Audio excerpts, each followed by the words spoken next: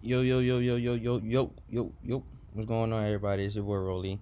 Um, I'm gonna just get right into it. We here reading the affidavit for Bryan Kohberger arrest. If you guys don't know, this is the Idaho killer that killed four college kids in their campus apartment. Um, oh my God, there's a lot to say. There's a lot to say. It's a lot to say. But let's pull it up first. So let's get right into it. So here we have the affidavit. So we have on November 13th, 2022 at approximately 4 o'clock p.m. Moscow Police Department, um, Sergeant Blaker and I responded to 1122 King Road Drive, Moscow, Idaho, hereby referred to as King Road residents, to assist with scenes and security processing. So he showed up to the scene, guys.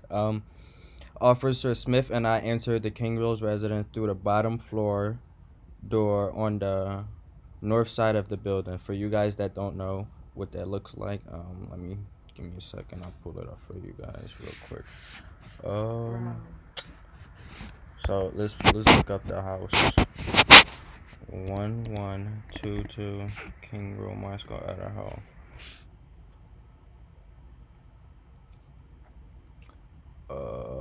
Can we get a front view? Okay. So just give me a second, guys. I got y'all. I got y'all. And if you want to jump in, babe, you could come in anytime. So, this is what the house looks like, guys. Oh no, this is from a YouTube video. But basically, this is the house. So, what was that? He entered through the sliding glass door. We can't see it in this picture, but they entered through the police officers entered through the bottom half. The bottom door, and went to the second floor. And second floor, they seen the first room they seen was Zaina Cannoli, hereby referred to as. Let's keep going. Hereby referred to as forgive me, I don't know her name. I'm gonna just call her Zaina. Just before the room, I seen a bathroom door on the south hall. As I approached the room, I could see a body, later identified as Zaina, laying on the floor. She was deceased. Appeared to have been caused by the edge of weapon. Also, the officers seen a male, Ethan Chappell, in the room, with stab wounds also. So, redacted most of it, but yeah. The medical examiner dated on December 15th, 2022 to be cause of death by sharp force injuries. So then he followed Officer Smith upstairs. So now they're on the third floor, and on the third floor is two bedrooms and one bathroom. Okay. The one bedroom is on the west side of floor that was later determined to be Kaylee Goncalves, later hereby referred to as Goncalves. And Goncalves had a dog in the room with her when the officer initially responded, because he could tell by body cam footage. The dog belonged to Goncalves and her ex-boyfriend. They share custody of it. Um.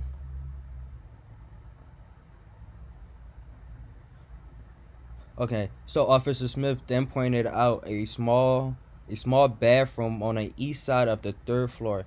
This bathroom shared a wall with Madison Mogan, hereby known as Mogan. Bedroom, which was situated on the southeast corner of the third floor. As he entered the bedroom, he seen two females in a single bedroom in a single bed in a room. Both Goncalves and Mohan was deceased with visible stab wounds. He also noticed that this is important, a tan leather knife a tin leather knife self laying with the next to Mohegan with the initials Kabar USMC, which is U.S. Marines Corps. So that's important too. So as part of numerous investigation, they talked to the two surviving witnesses, hereby referred to as BF and BM. Here's where it gets interesting. Based on numerous interviews on the evening of November 12th, 2022, Chaplain Connolly is seen by BF, which is one of the surviving witnesses, at Sigma Chi house on the University of Idaho campus. Why is that important, guys? We need to pull this up. Just give me a second, cause we need to go to Google Maps real quick. Almost the part how he left in the roads. Okay. Okay. So now, let's put in the address, because I looked it up yesterday, and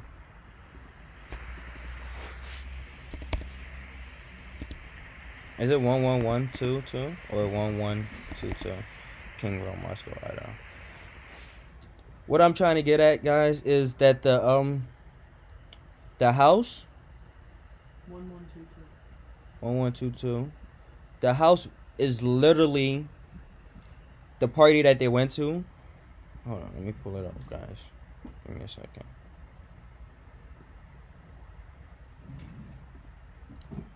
The house that they went to was literally, the party they went to was literally right here. So literally behind them. So from, let's go back.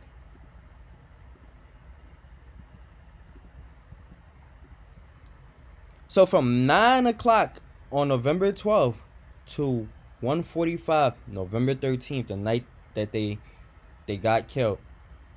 I mean, the morning update of them getting killed. The friend, the roommate known as BF, seen them at this party, and estimated that Chaplin and Connolly returned back to the house at 1:45. That's when BF states that she seen them leaving the party to return back to the house. And she states that Chaplin doesn't live in that, what's her name? Chaplin was a guest of Connolly. And that, and also that Goncalves and Mohegan was also at a bar, and around 10 of November 12th, going to 1:30 to November 13th. At approximately 1:30, they went to a food truck, got something to eat, and then later called an Uber driver to take them home at 1:56. So it is stated that all the occupants in the house was home by around 2 o'clock. So at 2 o'clock, they was all home. So, and all of them, and she states, she thinks that all of them was asleep by around 4. So all of them was home by 2, but she thinks most of them was asleep by 4. But Connolly, this is where I had to take a break, received a DoorDash order at approximately 4 o'clock a.m. that night. Placed it at 4 o'clock? She arrived at 4 o'clock. And did she pick it up from the driver Yes. that was dropping it off? Yes. Because the DoorDash driver identified himself to the cops. That she came outside. He said yes. He said who received in the affidavit. It says Connolly received a DoorDash order at the residence at approximately 4 o'clock. So that means on the DoorDash app, it was seen, pictured, or handed to that it was delivered to this house at around that time. Right. I'm just wondering if she opened the front door and. Okay, I don't. So that's what I'm like. Interesting. So it's around 4 o'clock. Because when you go further, it starts to state the times that he was near the house, And he was doing his back and forth motion in front of the house at that time. Yeah. Yeah, we gonna get there though, baby. Cause this is really something else. Okay, so DM is the other roommate. She said she originally went to sleep in her bedroom and woke up at 4 o'clock, or approximately 4 o'clock a.m. to what she's heard sounded like Goncalves playing with her dog, right? So now I have a little question. One roommate is saying that they was all in the house at 2 o'clock, and she thinks all of them was asleep at 4, or most of them was asleep at 4. Another roommate saying she heard the girl with the dog on the 3rd floor. She heard, that's what woke her up. And what floor is she from? She's on the 1st floor. Right. So the girl on the 3rd floor playing with her dog is what woke her up originally. Right? At 4 o'clock. And mind you, at this same time, the who is it? Cannoli is receiving her DoorDash order. Her DoorDash order has arrived. This, that, and the third. So you could assume basically all of them is up in the house. Right. You could assume all of them is up. The two one you survivors. No, the 2 survivors are up, and the victims are up, because if one of the victims was the one with the dog, and she thought that's what she heard, but she's not sure. Okay, so you're assuming that person is up around 4 o'clock. So we're gonna assume that, and it's stated that the other person received the DoorDash order around 4 o'clock. Right, so the only people that were asleep were the couple. That could have been the couple. Cannoli is the couple with Chaplin. Cannoli and Chaplin is couple. So now, that's what I'm saying. All of them could have been up or about to go to sleep or something like that, which is not really adding up. Because if she's saying she woke up to what she heard, what she thought was the girl playing with her dog on the 3rd, from all the way on the 3rd floor. Okay, that's not really adding up, but And the couple had the dog? No, the couple didn't have the dog. The dog was with on the 3rd floor on with the girl. With the 2 girls. Right. Yeah. And that's who she's saying she heard. That's who. Yes, that's who she said. That's who she said awakened her. Right. The original. That noise, yes. That noise was what got her up. Yes. So, we're assuming. So now it's 2 people, or it probably just one person that's up. So it's another person that's up in that house. So it was the girl that said she heard the people up. So it was them that was up. And yeah. Assuming she heard it all, we're gonna assume they were awake. Yes. Her, because she's the one that made that initial claim. Mm-hmm. The girl that was getting the DoorDash was. We know for sure she was up. Right. Yes. So right there is 1, 2. At least 1 or 2 people that's up. Definitely 2. And then it just all depends if the girls that were playing with the dog were actually awake. Exactly or not. And if they were, then that would make it 4. Exactly. So now, if 4 people up and y'all here, I'm pretty sure it's like y'all just gonna mind your business, or you're like. Right. That's why I feel like playing with the dog maybe isn't an accurate statement. Because the other girl is saying that she didn't hear anyone up. Right. Right? Yeah, the other girl saying that she probably went to sleep. And that's when she therefore started making claims that she heard, crying and things like that.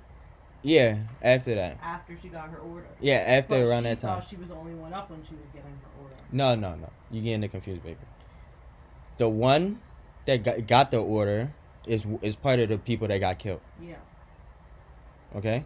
The one that's stating, that's given a time frame of when she was sleeping and what woke her up, is the surviving witness. Oh, okay. So she's the one that's saying, "Oh, I woke up to this." Yeah. Okay. You feel me? Okay, yeah. I just find that really strange. And then it says here that she was on TikTok for sure around 4:12. The girl that was up, that woke up. That woke up to the dog. Yes, the one that survived. Yeah. The survivor, BM. She was on TikTok for sure at 4:12. Right after she said she heard someone up and she heard crying. Yes. That's, I don't know. It's not sitting right. It's just not sitting right. Okay, so Go back. Did the DoorDash driver ever say that he saw anyone outside? no, 'Cause he. I would assume in a small neighborhood like that, his is the only car that Yeah, that with is headlights on that's moving at 4 a.m. at that time, right? But they don't really state that. They just Because- said the law enforcement identified a DoorDash delivery driver who reported this information. So right, so maybe he didn't see anyone. Yeah, he probably which didn't is see crazy, anyone. Because once you look at all the times, it kind of is confusing. Because it's like he was at the house at 4 o'clock, which is in the time frame that they said the killings happened. So therefore, Bryan would, be there. he will be spinning a block Like hypothetically they said at he this did, time. because he Yeah. was going back and forth. So that's And weird. around 4 o'clock, so that means he's dropped it off. And if we keep going further down, because they said around 4:04 is when Bryan finally spins back in front of the house, and then he hops out the car. Yeah. So he probably seen the car, but he didn't think anything of it. You feel me? He probably dropped the order off, drop it off, about to pull off, and then he seen your car coming. He just Right, but I feel like if he did, he shouldn't need to state that. but That could have been I mean, his statement that he gave, he Right. probably said they didn't state it that he saw something. right. But that would have been a huge thing because if Bryan was pulling up and saw a driver, maybe that's what influenced him to go back and forth multiple times. Yeah, To make sure and wait until that driver was leaving, or even seeing what that person was doing. exactly. If he had a plan on doing something to these girls, and he saw someone. Because when you do DoorDash deliveries at nighttime, you're driving very slow. You have your lights on. You're trying to Get see the which yeah, house number it is, exactly. because half the time you can't see the houses. There's no lights. So if Bryan sees another car Right in front of around the in front of house. the house that he's planning on doing something to, that's gonna fluster him and make him be like, what's going on? What is Exactly. this? So therefore, it caused him, to travel up and down the roads, leave that area, so that he can visibly see what's going on. And then he came back right after, a couple minutes after the DoorDash order was dropped off. Right. Exactly, it was dropped 4 minutes after he came back speeding. So she also states, I mean, we know this, but she also states that she opened the door, she heard a sound of crying, then she heard a male voice saying, "It's gonna be okay, I'm gonna help you." And then there's another thing. So at 4:17, mind you, the cops think this killing happened from around 4 o'clock to 4:25. So at around 4:17, on a security camera from a house located to the northwest of 1122. So if we could pull it up, damn. So let's try to pull this up. So let's try to see if we can find one. The house immediately to the northwest. So it will be north.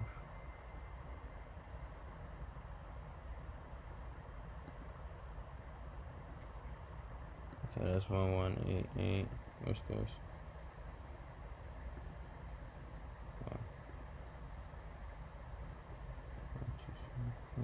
You can even go on Apple Maps and put the two addresses in. Yeah. So if this is the house. Oh, okay. So yeah, so this is the house. Let me go back. I'm fucking myself up.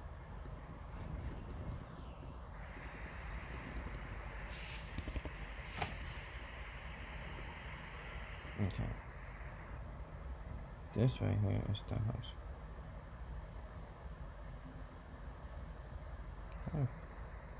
Oh, Jesus. Fuck Google Maps. But y'all get the point. It's right across the screen. So let's pull this back up. So around 4 o'clock, 4:17, the house that's to the northwest heard a loud thud and voices. And then it heard dogs, the dog barking. Well, you could hear dogs barking in the area. So now, this not cannoli, but this DM child that says she didn't hear nothing, kind of is like confusing. When two other things on the block Obviously heard it something. from right outside next door, Right, and you're inside the house. across, you know, a little piece of land inside their own structure. Exactly, and you're inside the You're house. inside the structure and you didn't hear anything. Okay, so apparently he walked past their room and she seen him. Okay, so like I said, a combination of their statements indicate that the murder happened from 4 a.m. to 4:25. So now, this is how they got him. I mean, this is how they started piecing it together. So they did a video canvas of the area of the day before, or the early hours before. So around like 1-2 o'clock that morning, you know, when they still out partying around the time they coming home. So they do a video area canvas of the area of all the video cameras, and they find suspect vehicle 1. Okay. At approximately 3:26 a.m., it was seen on westbound on Steiner Avenue in Idaho State 95, Moscow. Then approximately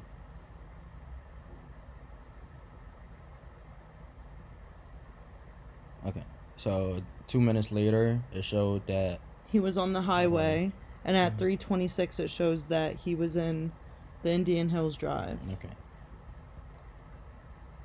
So a review of the footage shows that Obtained from the neighborhood that the house was on. It showed that at 3:29 a.m. and it first showed that his vehicle was spotted in that area, the King Road neighborhood, at 3:29 a.m. and the last time it was sighted in that area was at 4:20 a.m. Those sightings showed that at that residence he therefore left via Valentina Drive, which is that road I was showing you. Okay. That's underneath it. let's show it. So they therefore saw him leaving, taking that road. Can you show us where is Valentino Drive? Right here. Okay. Valentina Drive. So this is the road he took to get out. Yeah. So the killing happened right here, and he somehow ended up right here. Yeah, so he probably went up, hit King Road, made a left, and then he was on Valentina. Okay. So, okay. They're saying that's the way he made his way out of... Because, you know, down there, that's a cul-de-sac pretty much. It's 2 dead ends. Yeah. So him leaving that little area, he took that left onto that road rather than taking Taylor Ave and going out, which would take you right to a light where the entire campus is. So instead of trying to go up towards the campus, he was trying to leave downward. Oh, okay. So let's keep going. What would you? So he was seen taking Valentino Drive to leave. Based off the experience of the officer, there weren't a lot of vehicles that traveled in that area during that time. Everyone kind of had a set schedule, and it was the same cars every time. Yeah. So that vehicle was seen entering the area a 4th time at approximately 4:04 a.m. It could be seen driving eastbound on King Road, so therefore it's going to be moving toward the right. So right down the road. And then it stopped and turned at the end of Queen Road. And then it drove back westbound on the road. So it kept going back and forth the same direction as if it was passing the house. Let me